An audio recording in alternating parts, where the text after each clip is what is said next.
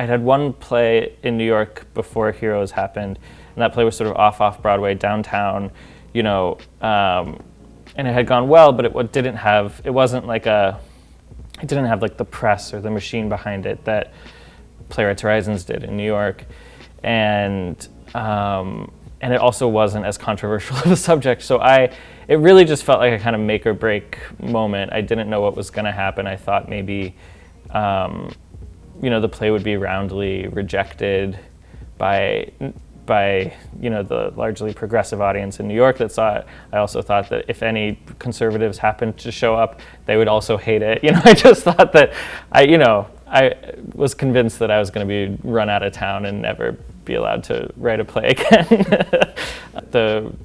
The strongest choice I could make was not broadcast my own views and not sort of apologize for anything that was in the play and let everyone who walked into that theater experience it on their own terms and in their own way, and not feel like anything was being made safer for them or anything was being preached to them, but just that they were suddenly in this place that they would never have access to otherwise, and from there they could do with it what they will. They could feel empathy for it, but empathy was not the point of the play. The point of the play is not to humanize these people. It has its own dramatic structure that's happening that just sort of takes as a foundational fact that like these are humans, that they experience love, they love each other, they love other people who aren't on this stage, like they're human beings. So let's see what they're dealing with. Let's drop into that world.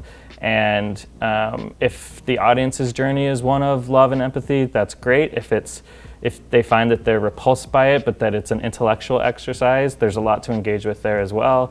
If they just want to experience it, anthropologically, that's fine too, So I really had to kind of dig into like the strength of that theatrical provocation.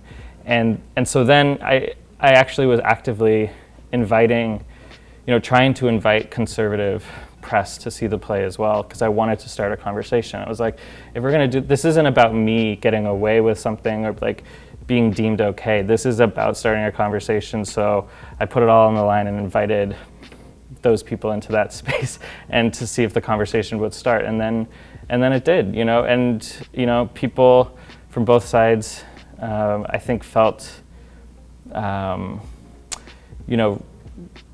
like there was a respect, like a respect coming from the stage, like you can handle this, like you're strong enough to experience this and then process it and talk about it with whoever you want to process and talk about it with. And there were a lot of uncomfortable conversations with family, people that I knew, and a lot of moments of pushing through really thick layers of resistance to just try to tell the truth. I mean, the whole point of this play is to try to tell the truth and have a more honest conversation about what's actually going on. So, yeah, it has to start with yourself. If it doesn't, then the audience will be able to tell that it's lying.